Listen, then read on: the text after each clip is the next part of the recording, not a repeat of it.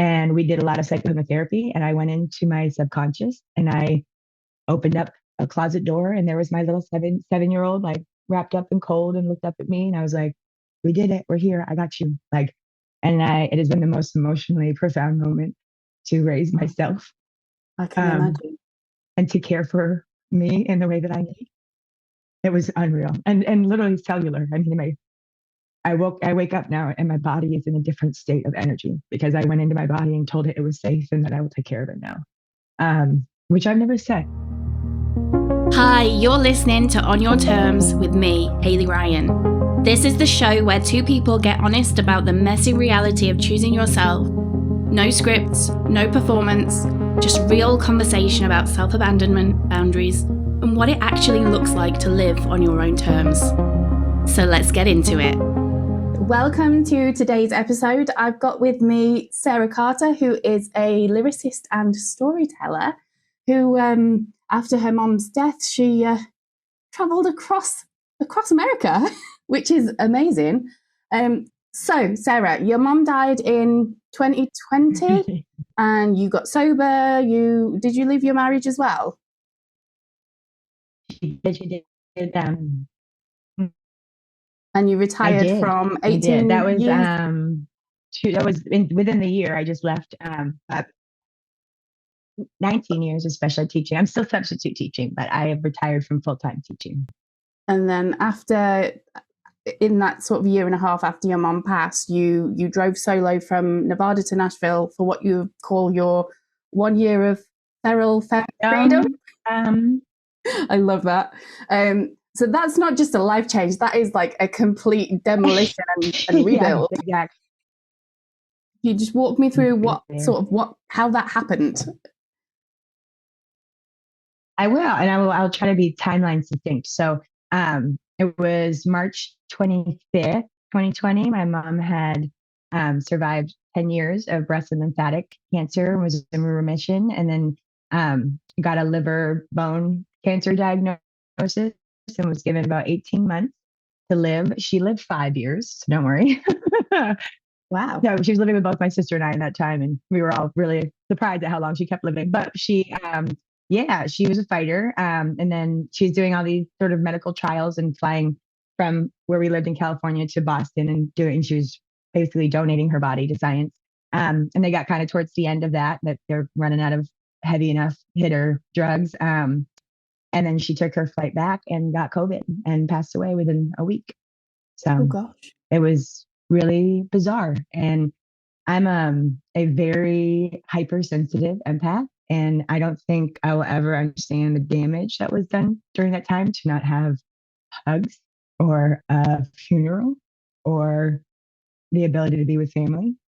And so that was really difficult. And so I drank heavily and I was pretty much lost for about 18 months. I mean, we're talking like all day, woke up and just started. And my ex-husband did not lose his job. He was in EV and solar. So they found a way to keep going. So it was like he would just be working and I wasn't working and I was just devastated. So it also was a really eye-opening time where I had almost like spiritual paralysis or like emotional development paralysis because losing a mother whom it took a lot of time to heal after, but noticing I was in an EMDR, assuming that it was the father that I disowned at 19 was going to be this memory. And it was my mom. And it turned out that she was very much supporting him in his inappropriate behaviors with us and all the girls in the neighborhood. And to have that energy shift and have to look at how she said she was the most amazing mom ever and that we had to love her for everything she did. And then going through the list over, the years to be like, wow, she really chose to stay in scarcity, or she really chose to stay in struggle, or she really chose to drag us to a prison to see a pedophile every week because that made her feel like she was some noble martyr. So it was a really weird time to then be like, I don't have any idea how to function without my mother. Like I can't, she called me 3 times a day. Every decision I made, every question I had, I would call her and she would tell me what to do. So when she passed, I was a mess. And I started mirroring everything she did. Like my ex and my friends were like, we didn't even know who you were. Like we couldn't even see you in your own body. Like you were just this like darkness and anger. which is not my style. And so I got really, really hungry. Like I was desperate actually. I was like, I can't not heal. Like I have to figure this out. This is Yeah. very much deterring and stumping anything in my life. So I just dove in. It was like, I did ketamine therapy. I did EMDR. I went to a trauma camp. I did like, group therapy. I did diabolical therapy. I did cognitive behavioral therapy. I did, somatic therapy. So you went And then all I in. kept listening to these podcasts. And at this point, I'm, all in and like trusting, like I went and saw a psych and they were like, we'll put you on meds. I'm like, I don't want to be on meds. But I was like, maybe this is just my brain. So then I got an EKG. They did a brain scan and there were biomarkers of trauma. And there were also very, very distinct markers. The fact that I have been unbelievably impacted by my neurodivergence and have not had any support or awareness or acknowledgement of that because I'm 42. Like it was before they were being nice to us about it. So Yeah. I was really bullied as a kid, and really rejected as a kid, and really scapegoated and like and excluded because I was just too much, and so like learning how to just make everyone happy so I wasn't feeling like I was bad was really important to heal. And I just kept listening to these podcasts and I'm like, okay, maybe this is just me on 4 prescription meds, going to a therapist once a week and a psychiatrist once a month. And it's just what I do. That's who I am. And it's unfortunate. I thought I could do it on my own.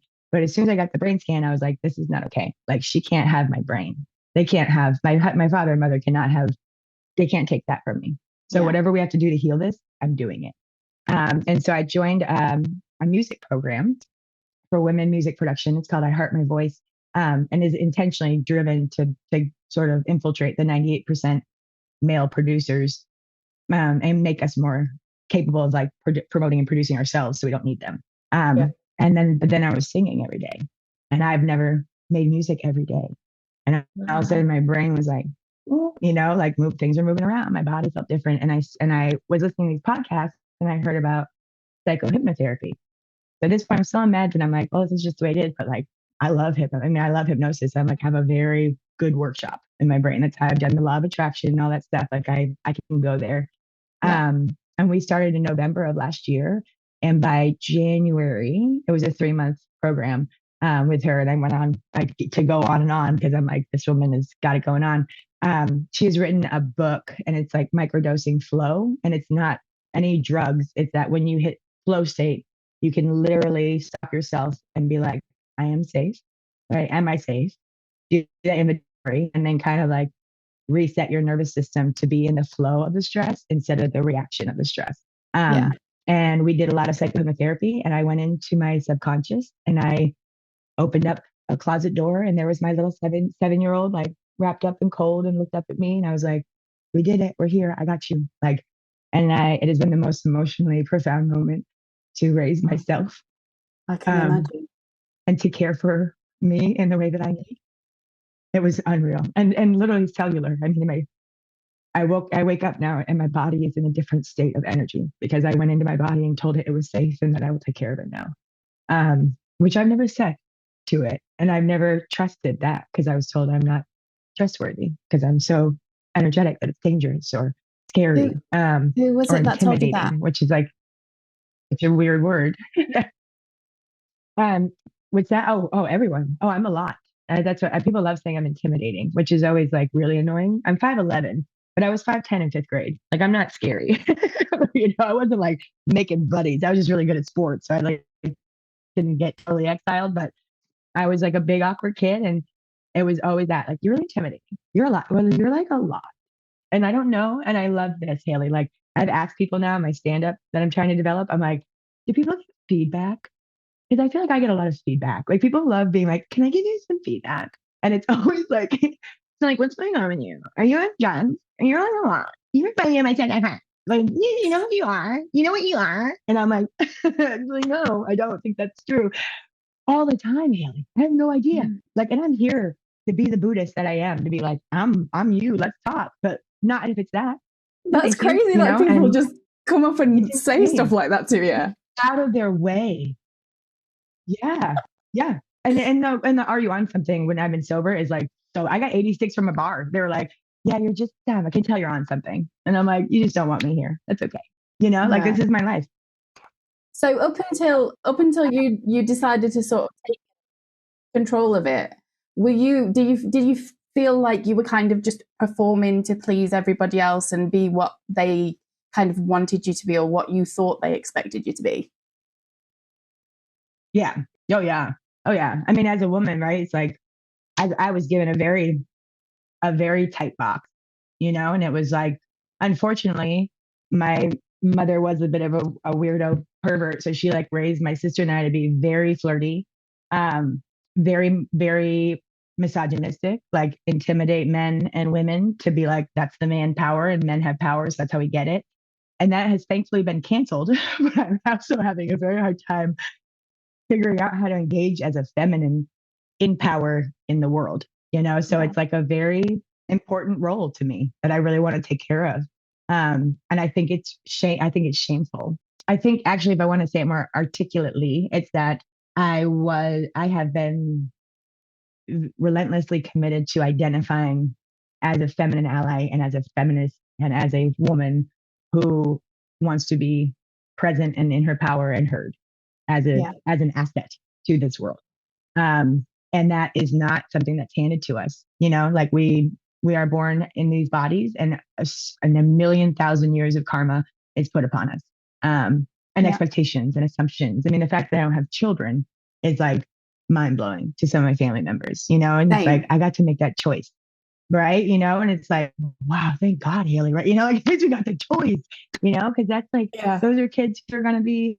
I'm good. I did the thing. I don't, but if I was, my sister full on had the biological clock. So I was grateful that never Yeah. actually happened to me. But it was like, I saw her, it was like she could not say no to her body, and I was just like, oh my God, that passed me. I don't think that's my job this time, like I don't think that's my role this time. But are you also no kiddos of your own? Yeah, I'm 41, no kids, been married Yeah. for 17 years, and it drives me mad when people say, "Oh, have you got kids?" And it's like, "No." And they go, "Oh," as if there's something Yeah. wrong with you. It's like, "No, it's my choice." Oh yeah. I, Or the I favorite one, feel it was right right? for And they'd be like, for oh, you make me. a great mom. And I'm like, okay, okay. Yeah. Like I helped raise my sisters Yeah. growing up. I Yeah. felt like once I got to adulthood, I'd kind of been there, done that, and I wanted my life Yeah. because I feel like Yeah. I'd missed out on a lot of my childhood. So Yeah. I know it sounds like it's selfish, but it's what I wanted for myself. Yeah. I wanted my life and to be able to do the things that I wanted to do. And I think there's a lot of women out Which there. is the scary thing is like, what if we get to be selfish? Yeah. Yeah. Yeah. What if Yeah. you get to do something that makes you feel in alignment with you? That's Yeah. power, And so Exactly. And I just really that's the whole reason I honor wanted that. to do this podcast, because it's all about living on Yeah. your terms and making yourself happy, and not necessarily Yeah. being Yeah. selfish when it comes to other people, but just being in a place where you're putting yourself first and not living your life according to the rules that you think everybody else has for you. Mm-hmm. Yeah. Or even the real like unicorn fantasy is like when I'm actually knowing how to self-care and self-serve, then I am like the most amazing gift for you. Yeah. Like I'm doing this so that I can give this world this gift, and that is, it sounds, I refrain from saying it, Haley, but like with some of my friends, I'm like, do you have any idea? Like same with you. I'm like, I've raised so many adults. Like I don't need to have my own kids, like, and now, you know what? Like, I'm enjoying my life. Like, I love sleeping in. I don't even know how I afford my own groceries, let alone feed another child. And the fact that I don't have to worry about that is like, makes me safe, like, so just chill on what you think I should be doing, like, Yeah. we're Focus good. on what We're good. you It's want just to that be it's doing. different. And so I'm really proud. I'm proud of us being brave. Yeah. Yeah. Definitely. Yeah. Which is the So, riff, for back on it. It's like right now a lot of the energy I'm getting is like, oh, yeah, because you're privileged, or like, oh, that's so lucky you get to, oh, how fortunate for you, you just get to take off. And it's like, are you serious? Like the scariest thing in the whole world is doing everything differently. But I was so pumped that I don't own a home that I'm paying mortgages on. I don't have a CFO, CEO, position that I've built up to. I don't have kids. So like, what if I just could do whatever I wanted? And what if it was like driven by pure, true, intuitive desire to like create and tell stories and be a female artist who like is giving feminine divine energy in her creations. And so I was like, what if I just live my dream? Like I'll just give myself a year, you know? So anyone who comes at me with like, oh, that must be so good for you. And it's like, yeah, sure, make all those choices for yourself and see how easy it is. But there's not, when people say I made the choice, I'm like, it's almost not a choice. Like, that's where the Delulu comes in. I'm like, oh, I'm driven by divine alignment. Like right now I'm being divinely protected and led to be a servant of higher good and made this place better than I found it. So I'm fearlessly committed to that. Yeah. So what was like the turning point then? What made you decide to just blow your life up and go across the country? Which is funny. Yeah, which is funny because I had a very good track record of blowing things up. Like I was basically, the Irish in me was just so pulling through all the time, like little pipe bombs in all my world. Just like, oh, we're done with that. Gotta go. But the trauma response for that was like, oh, we're getting pretty close to where it was always, my mom called me out once. She was like 18 months to 18 to 24 months, and then you're out, you know? I had these like lovely partners that were just amazing. And then it would get to 2 years, it never passed 2.5. And I'm like, I go, you know, and I'd like cheat on them or rip their heart out or move, you know? And I was just like, wow, if you stay any longer, you might find out who I actually am. And I got to get out of here before this fantasy fairy tale gets ruined, you know? And so, when I was in my relationship with my ex, we were at like 6 or 7 years and my mom passed. And I wrote a really like delicate poem about it, which was good because I needed to process it. But it was just, well, actually I wrote a short story about how I had chosen every single thing in my life based on like the runaway bride, like a partner. Like I didn't even know what kind of eggs I liked on my own. You know, like it was always like whatever they're having, or why'd you move there? Because my partner did. Why'd you do that? Because my partner did. You know, I was never like any of my own drive, because I was told that that's not worth it. You know, like, well, what do I know? I'll move on with you. You know, and so when I chatted with my therapist about this, it was like the folding. The folding kept happening, and I was very aware that the drinking was an overwhelming, fatal option for me. That I was drinking to take some years off and get out of here sooner. It was not helpful, and it was not social, and it was not safe. And then I realized I was giving my power away to a mother who was like Puritan. You know, there was never alcohol in her house. She never touched a drink, but she also took us from every family event that was like starting to get rowdy because she didn't want us exposed. But like I never saw, you know, it was always like she was too good to be around it, you know. And so when she passed, I was like, oh, I know how to piss her off. I'll become a raging alcoholic, you know. And it wasn't great. And so when I finally realized I was giving my power away yet again to a woman who was passed, I was like, this is ridiculous. So I got sober, which was really hard, to have to choose myself, like that I cared enough about myself, which has been, on the side note, the hardest thing right now is that I'm alone. No one's watching me. I'm not going home to anyone. No one smells me. No one's checking my bag when I go to the trash. You know, like there are all the things I know how to do to get away with it, but I have to decide that it's important enough to take care of myself today. And that means not drinking. Do you have a sponsor? I go to AA meetings. I just found my home group. I've hit some like physical, I wasn't able to walk for 2 months, November to December. I got really bizarre neuropathy and like woke up one morning and couldn't feel my feet. And that was when I was like, oh, I'm going to die in my room and no one's going to know. Like, this is like, why is this happening? So I've been, really trying to like heal physically and like get stable on my legs. But I was able to get out last week, drove to like 3 different meetings and couldn't find a vibe that I liked. And then, landed in this very big meeting on Sunday night, and they're meeting tonight. So as far as a sponsor, like I'm waiting to find my person. I very much have the book and have been in it, been in the program for 3 or 4 years. It's for me, the community, like my addiction is isolation and secrecy, like getting away with things that people don't know that I'm doing, and so accountability is really important. And like last Sunday I said it was like, I'm loving myself, but like I'm way better when I show up for other people. Like it's just what I do. I really love serving and volunteering and supporting and being present. So like that I have to put it on you guys and I'm going to show up for you. Like, let's do that. Let's just call it that and go on. But the AA helped a lot. But we were famous partiers. We went to Burning Man, we made art. We were like, I call it Burning Man famous, which is horrific because you think you're like important and you can just party all the time because that's what you do and you get away with it or you get paid for it. It's like, so when I chose not to drink, it was not really comfortable for my friend group. Everyone get kind of lit and then be like, you'll be back soon, or don't worry about it, you'll drink, and it's like, you don't get it, you don't get it. It's like, this is not something we want to go back to. And my ex was like beyond not curious. He was threatened.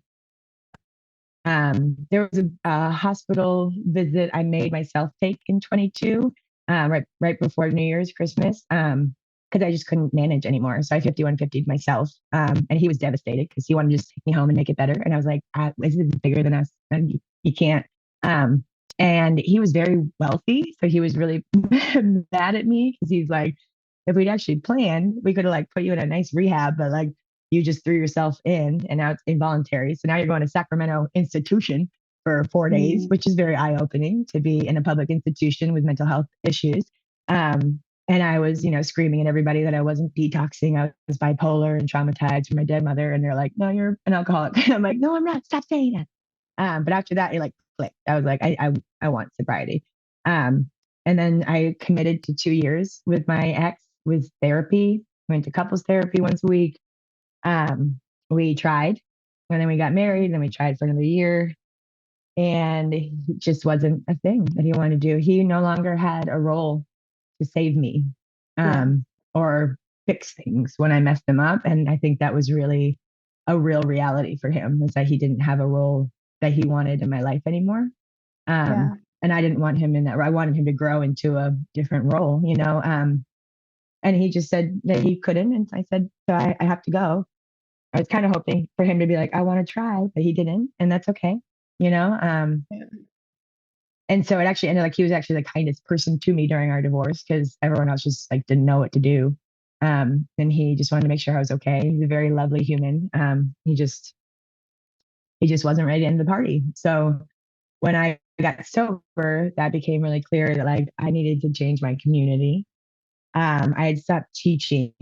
So I was very much focused on like where music was happening and where women were gathering to make music.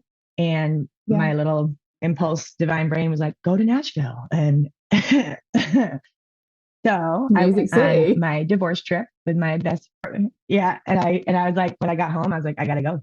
And I was living in our wedding.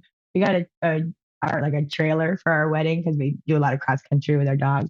And he gave me the wedding trailer to live in when I got divorced for a little bit. So I'm like living in my wedding trailer as a divorcee in Reno in my friend's driveway. And I was like, I gotta get the fuck out of here. Like we gotta shift. Like this is and so I just threw everything in the car. It was insane. And it was like within a week. Like I got back from Thailand. I'm like, let's go. We gotta go. Like I got a doctor's appointment, I got an oil change, and I'm out the door. And I drove across the country and like spent a bunch of time in Austin and New Orleans and was like, maybe I should stay there. Those are really great places.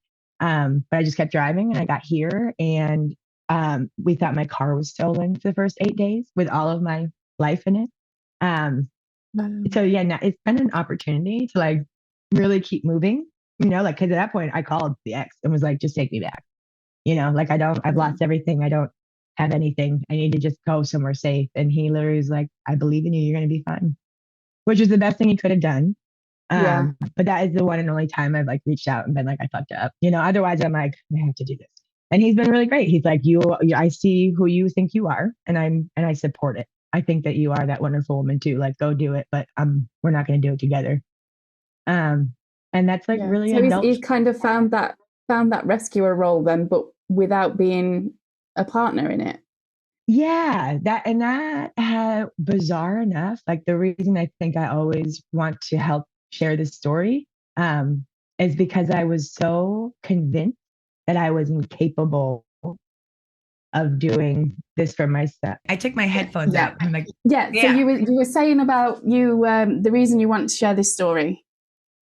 Yeah, it's because I was so surprised, like the way that I idolize women and like deify and proselytize these like divinely superior beings that we are. Like, somebody has a sense of humor because they may be women and then men, and it was like, come on, you guys, and I feel that way. Like, I just think we're the most beautiful species in the world. And just all of it, right? The empathy and the intuition and the knowing and the emotions and the depth and the nurturing, and it's like, and the adversity and the strength and the, patience. And it's like, Yeah. right. And there I was being this so-called feminist and was like, I got to find this next partner so I don't like kill myself or burn up or my house or like, do something like poison myself. It was like, Sarah, what if you took care of you? Yeah. I love that. And that took so much self-coaching, dude. That took so much subconscious repatterning for me to say like, well, I can do it, And then it was like, I mean, we did have our little girl. My mom was such a weird, horrific food person, like very much loved having scarcity of food and also like being very food restrictive. And we weren't allowed to do and very frugal, like to the point of like dangerously frugal. So I like the past 2 years, like I've never really gone to a Taco Bell or like a or like a Burger King drive-thru. And I'm like, hey, little girl, you want some chicken nuggets? Like that free, like just little things that I get to do now where I'm like, those are really delicious. Like I'm not gonna have them every day, but like it's nice to like figure out what keeps me happy and like why I'm here. It was like so much of my entire existence has been fully thwarted against external approval or external acceptance or external, direction. And it's like, well, let's slow down. And maybe if I'm like a woman, like maybe I'm as awesome as every other, like maybe I got something going on, And so that it's like, again, the Delulu part is like, pretend like I'm from her divine womb and I am here as her servant. And she's like using me as her warrior. Like I take much better care of that role than I do of just Sarah Carter, and that's been really important to me. And I think it's really an important time for women to feel really powerful with each other, Yeah. And like one of my mottos is we are the divine creators of our own experience. And as long as we know what we're going after, anything is possible because we are the creators of everything that we're going through. And it's all about the choices that we're making. So when you make the choice to choose you and you make choices from then on that honor what you want at soul level, at human level, at all levels, like spiritual, mental, physical, I think that is the most empowering thing you can do because you see the wonder in the world and how sort of opportunities just start to unfold out of nowhere and things just start to happen and it's like, what the Yeah, I'll leave you at, what I've been working with people on. First of all, the win-win philosophy that's a choice, like not one of us has to be losing or both of, like we could both be totally winning in this, like let's meet there. But mine is childlike, not childish. So I have utter childlike wonder and that makes me vibrate on a very different level than I used to. I have like fully through the hypnotherapy, like one of the main things that we did was to replace any energy of fear with love. And it took 3 months, but it was like every time that fear starts to happen, I'm like, I have no room for you. I'm sorry. I'm not generating that anymore.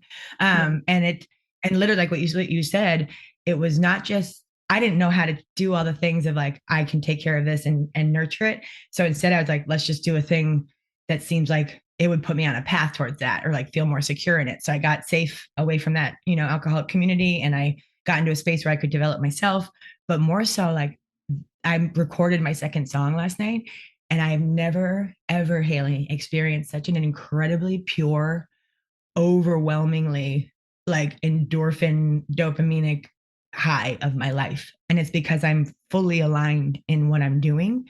Because it's a dream. I've been dreaming this since I was a little girl and was told that it's like so lame and unprofessional and selfish to try to be a singer or like an actress, or like a comic, like do something real and like help. So be a teacher, and it's like, so this little theater kid who was forced to be in athletics because I was big and strong has just been like craving being a dancer her whole life. But at 9 was told by a prima ballerina diva teacher was like, Mm. you have the heart of a dancer. Maybe someday the body will come. Oh, that's so And I was wearing horrible. sequin onesies. Like I was looking good. I was such a big girl. I was a big girl, but I was so into it. And I learned really fast. I was like in the adult jazz classes and like picking up choreography. And that woman just ripped my soul out of my fucking chest. I was like, so I'll never dance. That's fine. And so now anyone who told me that's something I can't do, I'm like fully committed to it. And I think that that is what I also want to share is like, I do believe in energy. I very much believe in energy. And I know it now as like a proven fact that when we are more in alignment and we're more honest about our true intentions and our true integrity and like what really drives us and turns us on and keeps us happy and keeps us excited and keeps us wanting to wake up each day, if we chose to live in that truth, this world would be incredible, because it's just like, I feel more alive. I want to help people get there. I want to, but I didn't know this was possible. I mean, honestly, trigger warning, but it was like until mom passed and I did the first couple of years of healing, there was not a day where I didn't wonder why I was here or if I should stay. And that's a really heavy darkness to carry every single day and to wonder why it's not easier to just choose to live. And then when this healing happened and I got sober, that's why I had to leave my husband and everybody because I was like, what if I got to live? Like I was amped, like I healed and I was like, I'm alive. Oh, and that's why I was so bummed because I was like, I thought he'd be really turned on. Like he's like, oh, this is my wife, like she's doing it. And instead he was like, oh, I don't know what that is. And he was not very curious anymore. I fell in love with his curiosity and his playfulness. And I think things just wore over time. He's got a lot of family stuff too that he really helps out with. And I needed him to be way more excited about being alive with me. And I was really proud of myself that I didn't stay and wait to see if that happened, because that was very much something that everyone, I haven't spoken to my sister in a year, but her response was maybe you should start drinking again and you wouldn't have to leave Brooke and you could just keep making everyone happy by being a drunk. Oh yeah. Oh no, that happened. And that's my sister. This is a woman I want to love me more than anything. And she will always apparently resent me and hate me for every choice that I've made to not be our parents and to undo this generational trauma. And so when, time passed after mom and I approached her and was like, we could heal together. We could do this together. And she looked at me and was like, I have no idea what you're talking about. Yeah. Yeah, I Sorry. think Have fun. some people don't really realize how much healing they need to do Well, they? and she loves And misery. She yeah, loves misery. And so it hurts me to see her choose that every time. But it's like the woman can't say a positive thing. I'm like, hey, at least you have and she's like, yeah, but that car. And I'm like, well, at least there's this. Well, and I'm like, oh my God, stop. Like just let me try to make you happy, dude. Like, it's like setting her up and she's like, no, no, it's like, oh man, and that being a choice, she's very convinced that that's not a choice of hers, that this is her life.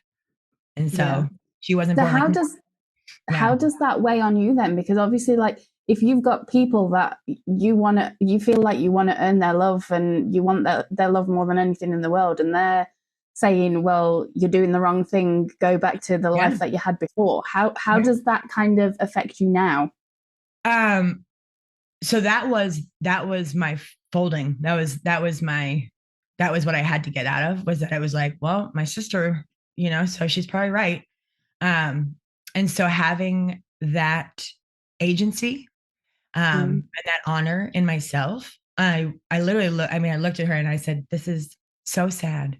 I said, this just shows us that I'm turning 41. I mean, it was like 2 days before my birthday, in a year ago. And I was like, I want nothing more than for you to know who I am.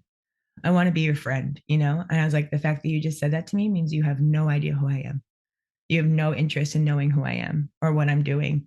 Because it's incredibly important to me to not drink. Like, this is not a joke. And I get that you're uncomfortable with what I'm doing, but like, this is the most inappropriately abusive way to handle me, And so right now what I realized, and I did therapy work with it, we unpacked it, and my therapist was like, so, I mean, from 7 until 17, I was the cute, like, everything's gonna be okay, look over here, like distraction, and like mom put me in front always, And so Yeah. when my sister came at me like that, I did not manage it well at the time. Like I was like, fuck you, like we were fighting.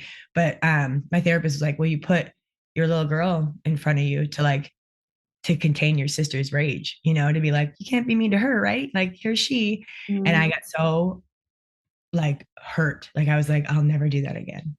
And I really thought I was divorcing my husband to like be free. And I realized that if I hadn't gotten rid of that relationship, or I hadn't let that not be in my life anymore, it would be the end of me. I mean, I would have called her when I lost my car and been living with her in her home, being emotionally abused every day by her. Because that's what we do. That's family. That's family, Yeah. And it's like, no, thank you. You don't get to have me anymore. Because all she's done is just terrorize me and abuse and like go out of her way to hurt me. Because it makes her happy, because it's like what her joy Yeah. is. And that's my family. That's my only family. My mom's dead. I don't know where my dad is. And she's my only sister. And so it hurts, if you want to know. It hurts. Yeah, that Um, must be hard. but it's the same as the alcohol. I can't have her in my life. If she's not going to take care of herself, I can't do it. And Yeah. it's a really hard truth to come to, because I don't ever want to have to cut people out. But as I said before, you said how this all happened in the past year. And it was like, I went from maintaining, being the bridge tender that was like, oh, it looks like there's another pothole, or it looks like a guardrail's down, to being Kali. And I just looked at every bridge that was no longer serving me and was like, we're going to burn them all down.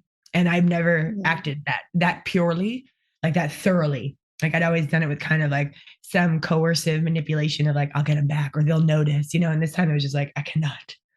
I don't think Yeah. this has actually been serving me. This bridge is, bringing landfill into my island. Like, I don't want that, And if you want to come to my island, you're going to have to ask the bridge. I want you to build the bridge with me. I want to know where that bridge is coming from and who's transporting on it and what you're bringing to my island on it. You're like, I'm taking care of my island now, like, yeah. Yeah. Well, that's it. It's like, when going back to the energy thing, I am a strong believer in, like, as people, we get energy from two places. We get energy from source, and we get energy from the people around us. And I'm a firm believer that the only people I want in my life are the people that I've got an equal energy exchange with. So that there's an equal transaction there. I'm not giving more and they're taking more from me, and vice versa, because Right. that drains you more than anything. And but you have to have a self-worth to establish that boundary. Yeah, so that was like definitely. crazy that I felt so put off by people, or like so taken from by people. But I was also like, I'm not asking for anything back. Like I'm literally just bloodletting. I was like, this is how it goes, So to be able to be like, I'd like to get back what I give, Yeah. And that was crazy and really uncomfortable and terribly uncomfortable to be like, what if I deserve it? I'm sorry. Like, I'm sorry. I didn't mean it. I'm sorry. Like, no, you're not. What if you deserve, what if every ounce of unconditional love that you poured into every student and every friend and every lover gets to start coming back to me, like, cause I take really good care of my people, and I would like to be that. I would like to feel that. And that has everything to do with my expectation of how I want to be cared for. And I was really just throwing it to the wind of like, whoever had a good idea, I was down, and it's like, we're not being reckless like that anymore. Yeah. And that's the scary thing, isn't it? It's like you say, that the people that are the most loyal and the most loving and the most sort of wanted are the people that just give and give and give and give until they've got literally nothing left to give. And it gets to a point where you've got to do what you've done and decide, like, well, how long can I keep this up for? How long is this going to be sustainable? But I don't want to go to resentment, right? We don't. Yeah. I mean, pure love energy. You're not going to taint my love energy and toxify it into something resentful. Like, I want this to be a true exchange, and I didn't know I got to ask for that. Like I was just literally under the impression that I would just never be met. Because I wasn't like everybody else, and I had to figure out how to make them comfortable. And that's been really annoying. If I'm being honest. If I'm being honest, I get it. A little bit annoying.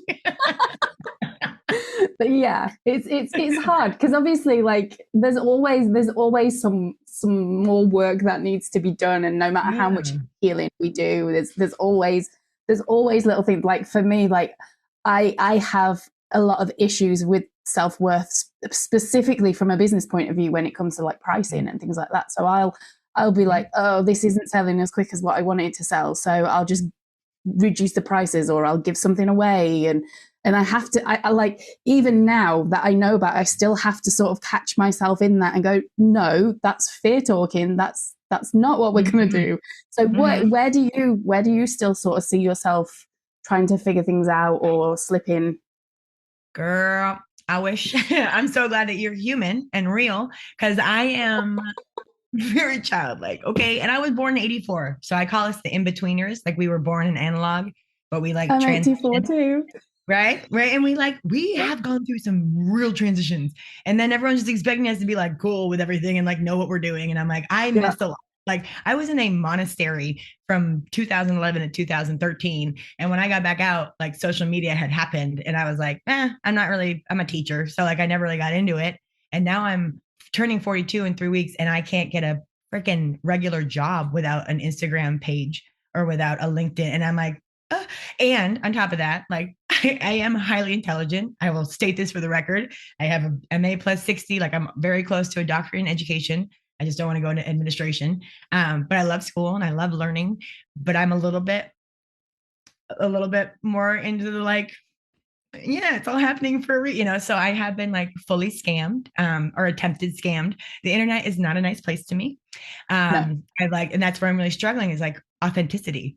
Like all I want when people are like, I love your posts, they're so vulnerable. And I was like, I can't turn that off. Like that's just like literally my biggest blessing and curse is that people are either so intrigued by my inability to be anything clouded or they're like, let's eat her alive. And Yeah. so um right now I'm struggling deeply with like wanting to really be honored and supported in what I'm doing and how difficult and different it is. And then encouraged and like fully supported financially to like be me and do this thing. But Yeah. I'm like getting caught by threads where it's like, do a voiceover for $1,600 and I do it and they hire me and I'm like, oh my God, I'm going to make rent this month. Like, I didn't know where I was going to get rent. And then it's like, sends me to Telegram where it's like, Global Premier Banking needs you to pay for an AML code and then they're going to get it and then you'll just have to pay for this. And I'm like, motherfucker. So someone has a 3-page meditation with my voice on it because they scammed me, and like Lenny Yeah. Kravitz, like I had thought I was going to get married to him for the past 3 years, even though I was still with my ex. But like, these like people, it's horrible. Oh no, I've been like courting this man. Like I thought we were in it. Like I was going to go visit him, and I'm like, oh no. Right. It's bad. Like my best friend, who also, again, therapist, coach, nutrition, she's like, Sarah, I just have to tell you, Lenny Kravitz is not going to call you. And I was like, are you sure though? Like, are you sure? Because like, I got another account that says like, he wants me to contact him. And like, it's embarrassing, Haley. I am embarrassed. Like I have been like Youngblood, Lenny Kravitz, this rapper named Prof. And then most recently last week, Bad Bunny was like, hit me up on Telegram. And I'm like, I'm not doing this anymore. But it's that. It's like, I'm a vulnerable divorcee, who's like sharing her experience and I'm getting attacked. Like I got my TikTok account, I got an email from a TikTok recovery account Yeah. and they asked for money on Cash App and then locked my entire account and then sent like satellite images of my house saying they were going to come threaten my life and like put my pictures on the dark web and shit. And I was like, is this a thing? Is this what people are doing? And it is. Like people are not Yeah. taking care of each other or themselves online right now. And it is a scary place for me. And I'm having a Yeah. really hard time like advocating, even by just finding work. Like everything I think I'm like applying to it, then it's like, just pay $50 for this website. Or like just pay, $75 to have access to this. And I'm like, why am I paying to get a job? Like I don't know how we're doing this anymore. But there's obviously a lot of money going on. Like I don't even know where all this money's coming from.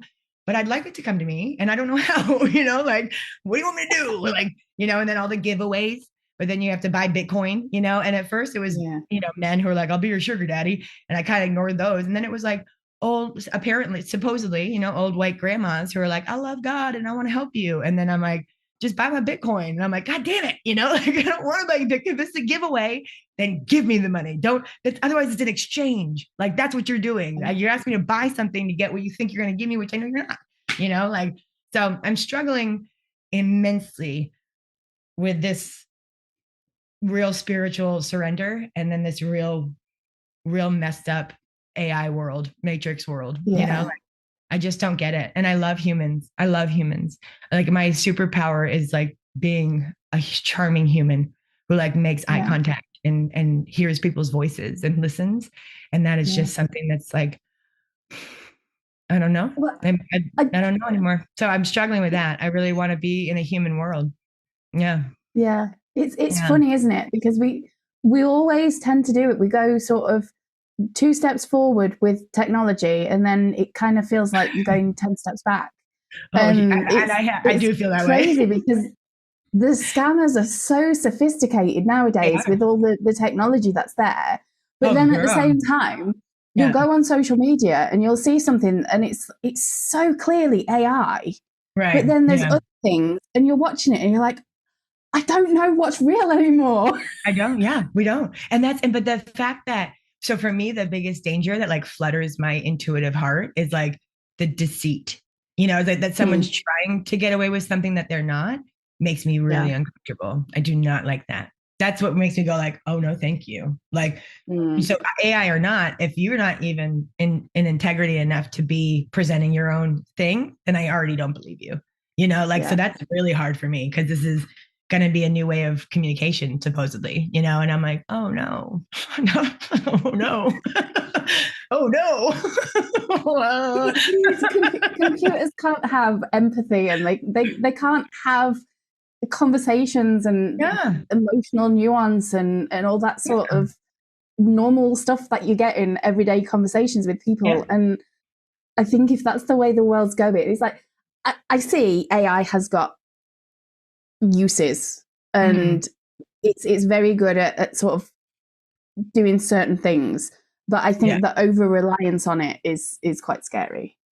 Well, and it's like wonder, I guess I know I have purpose. Like I've known Mm, ever since. Like there's no reason why I should be in this energy or attitude or space, considering how I was brought up and who I had in my life, not rearing me or rearing, supposedly. So I divinely trust that I'm here for something. And I know that my responsibility is to leave this place better than I found it. But I don't know where I'm supposed to be right now. I don't know my place right now. yeah. Because I am holding on with great passion that this will be what saves us, is us being human. And so I think the further away we move and the more comfortable we are with settling for the autocorrect, in a way, if that's like a metaphor, it's like, no, not close enough. That was a close enough word. And it's like, but it's not. And it's not the It's word not you the mean. right It's not one. the word you spelled, like, come on, man, like Yeah. it's that I feel like I want to have a really big purpose here. But I know it's not going to be through that. So Yeah. it's kind of like drawing board, like, no, I don't want to reinvent the wheel, but I'd like to be relevant in what's going on. And I just don't think I have much of a voice around like loving online platforms or social media. Like I got fully like violated and attacked on TikTok, and I sent them emails for 3 or 4 days in a row with screenshots and images and recordings, and they said nothing. And then they were like, we don't think that this has been a violation, which they always say about everything that I send to them. So I haven't been on TikTok, and now my vocal coach is like, you got to get on TikTok. And I'm like, see, this is a problem.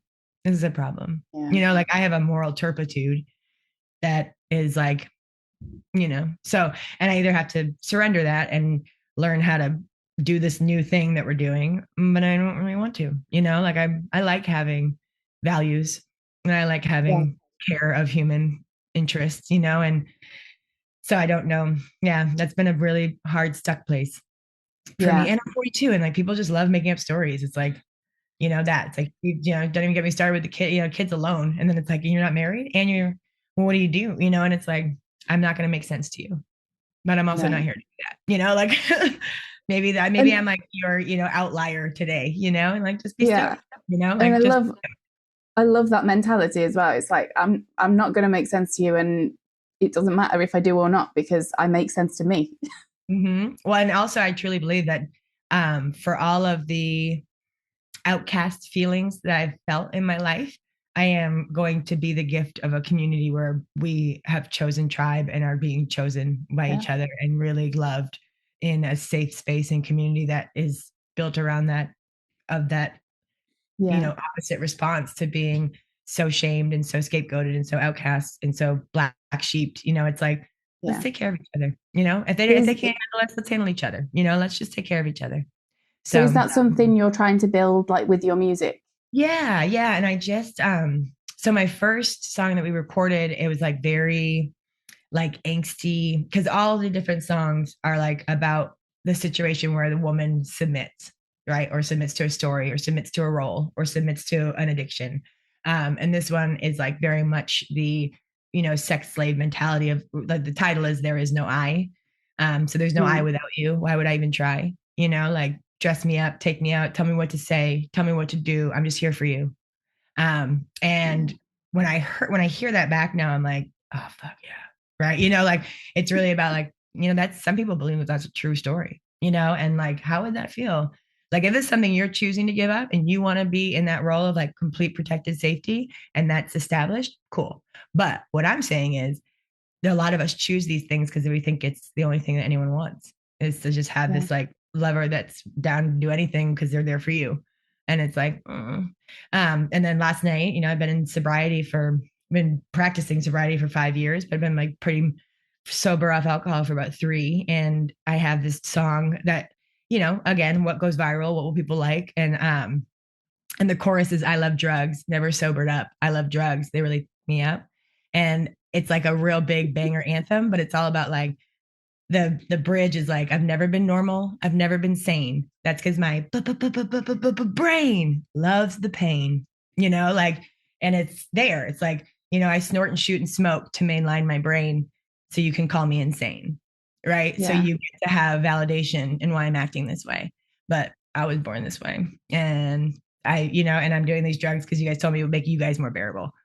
So read a book, so it's like, yeah. So this music, like last night was the first time it was really playful and really like punk fun.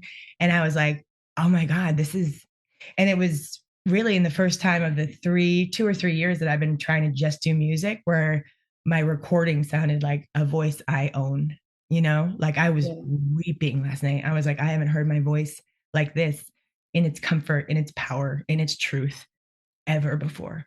And my producer looked at me and he's like, you're going to find your community this way, Yeah. and it's like the real fun, like satirical, smart, witty, playful innuendos, and the really deep lyrics and the really genuine truth in the story. That is where and how I hope to build community. Yeah. Is around that, around being that Love voice that. with people. Yeah. Yeah. That's amazing. It's Thanks. it's it's it's good to hear how you've sort of used everything that you've gone through in the past to sort of channel into your music in a We have way to. that Mhm. magnetizes this community that you're looking for as Yeah. well.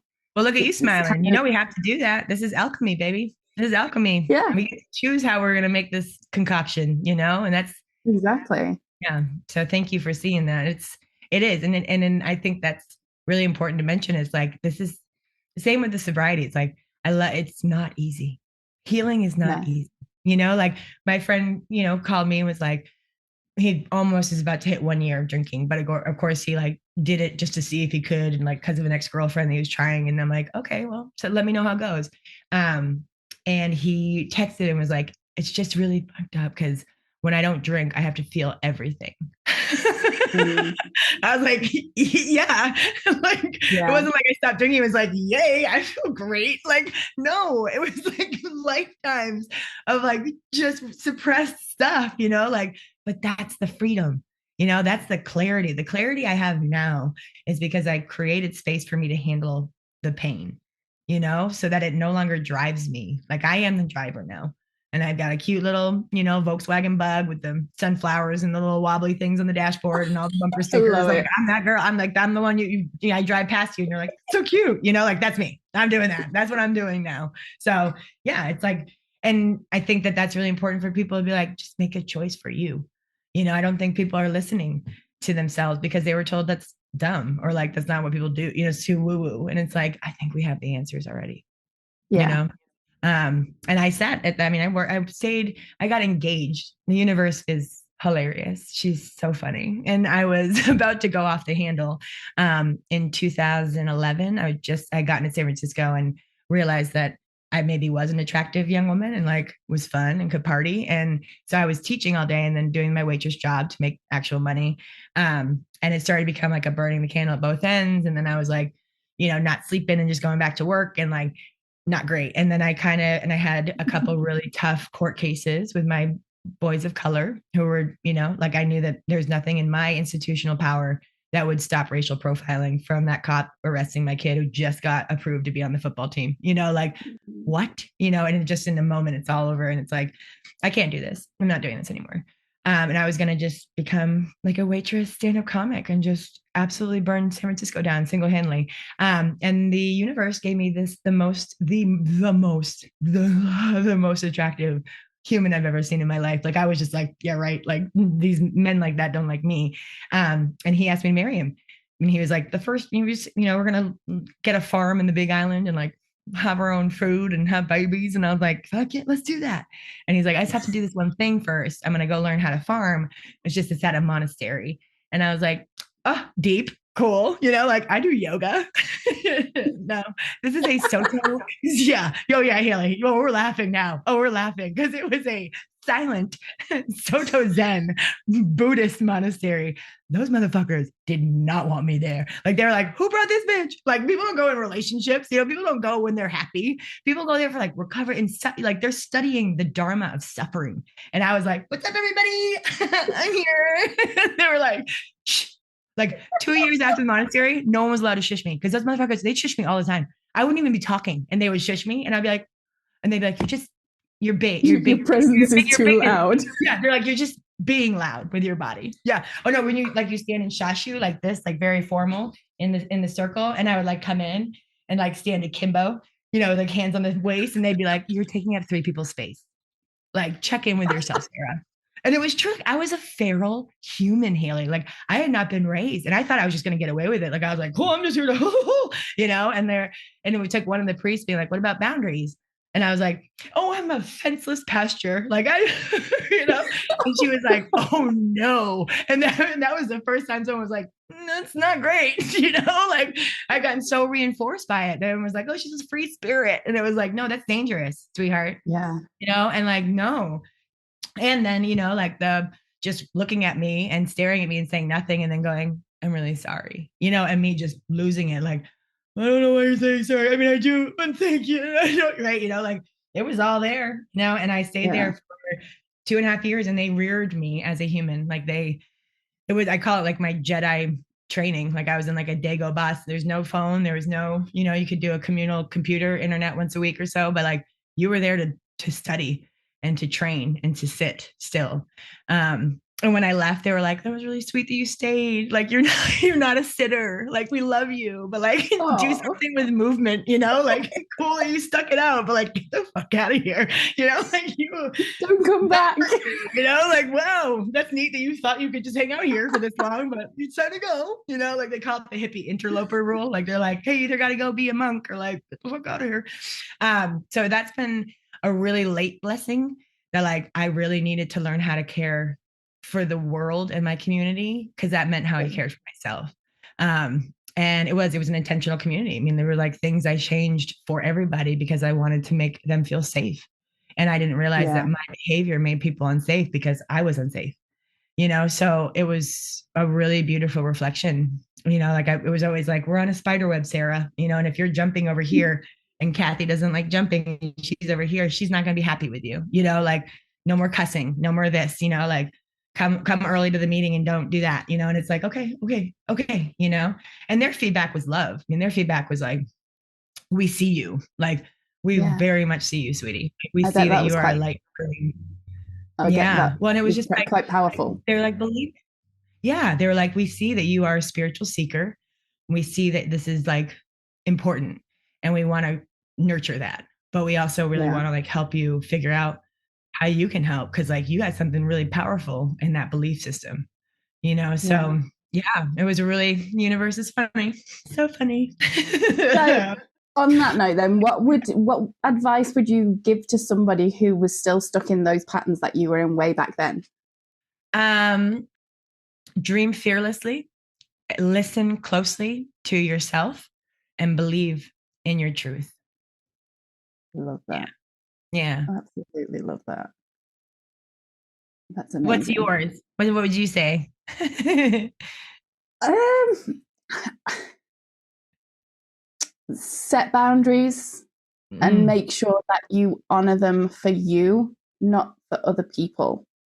that's good. Because doing it for you is, it's almost like New Year's resolutions. If you're setting Right. boundaries for other people, you're not setting them for the right reasons so that they Mhm. won't stick.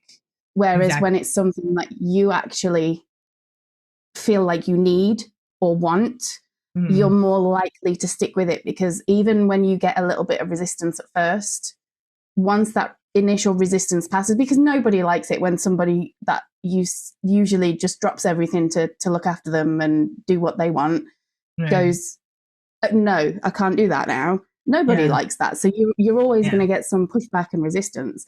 But once that passes, Mm. people start respecting you more, and it becomes easier to set those boundaries because people know what to expect.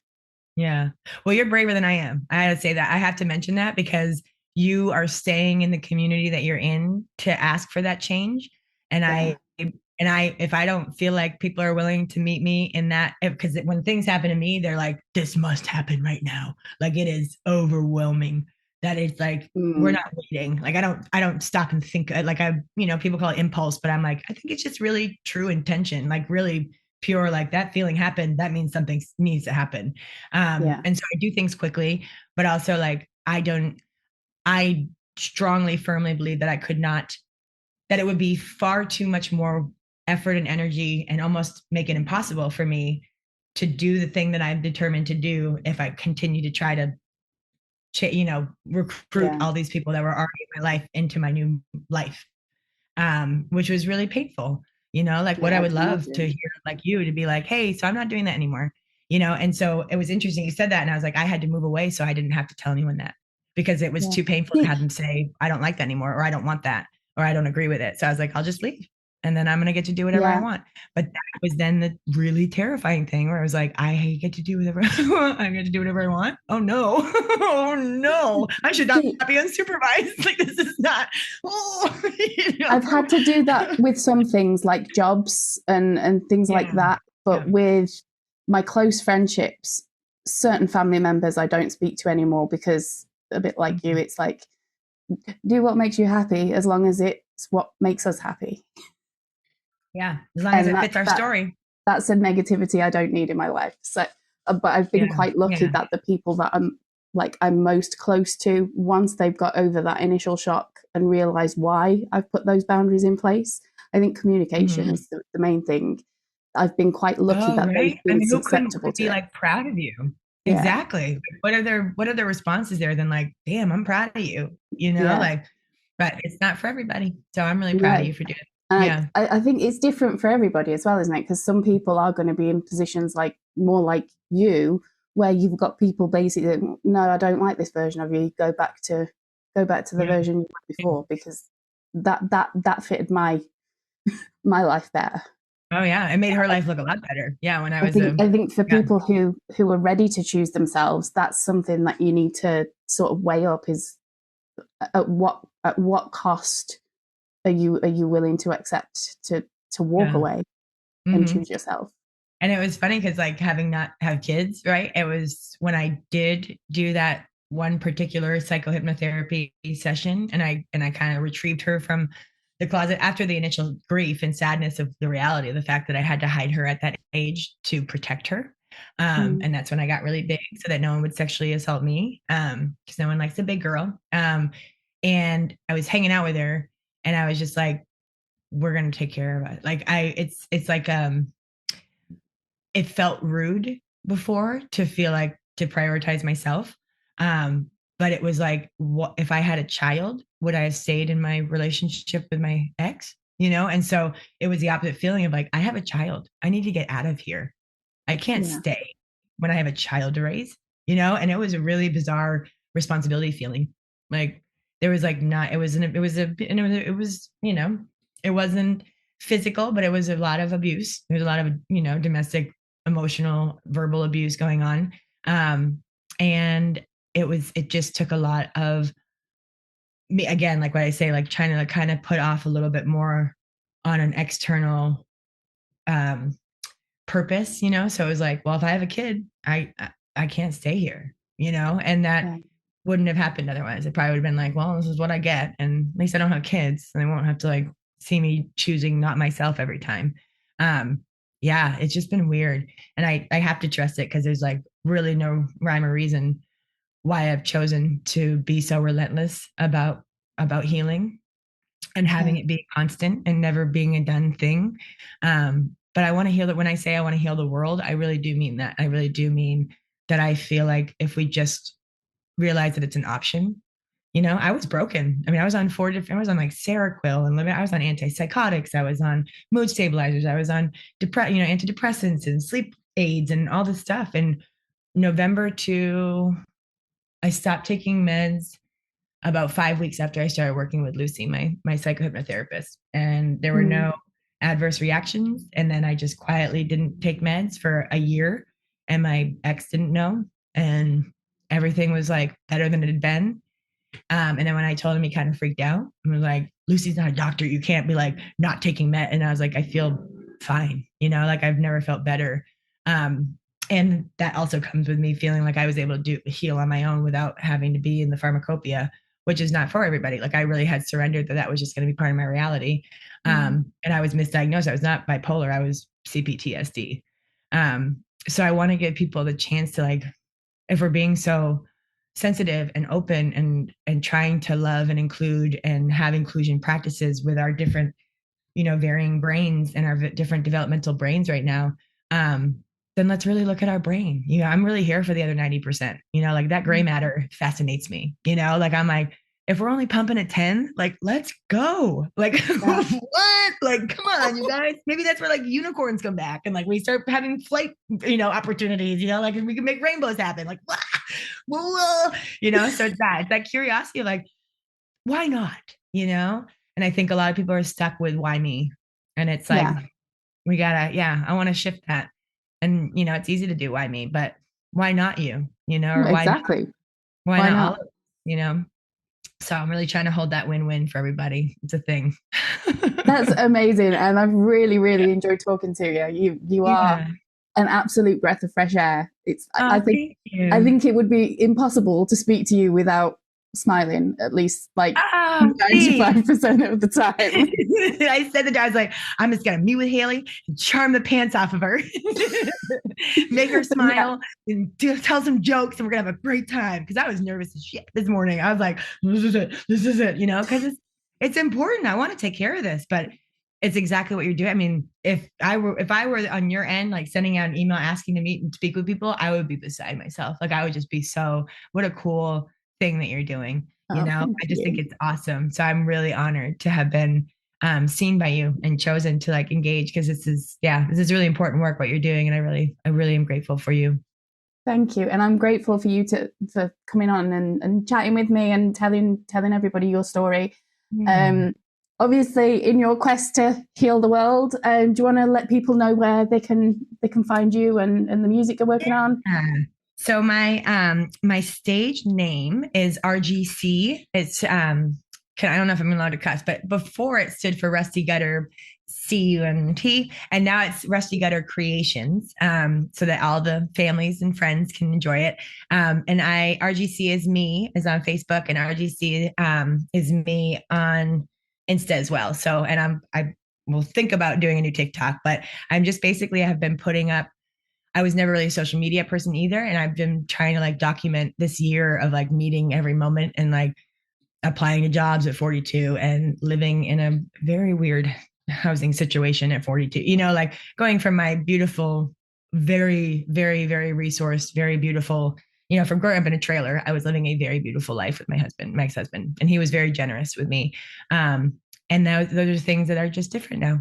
I don't live on Lake Tahoe anymore. I live in Nashville, and I don't go to the school that's really lovely with all these resourced people and teachers. I don't do that anymore. So like it's things that I have chosen that are different, but it's like every day has to be kind of worth it. So on the socials, I'm just kind of documenting that and sharing my music, and I like have a little commitment to my goal of like doing 2 to 3 artistic things a week. So like open mics or songwriting circles or just singing or going into a dance class.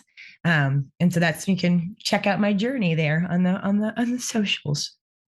Amazing. Thank you for joining me, and thank you to everybody for listening. It's been a pleasure. Thank you so much for tuning in. I know these conversations aren't always easy to sit with, so we really appreciate you sticking through it. If you want to keep the conversation going, you can join our Discord community at www.halleyryan.co.uk/Discord, and we'll see you next week.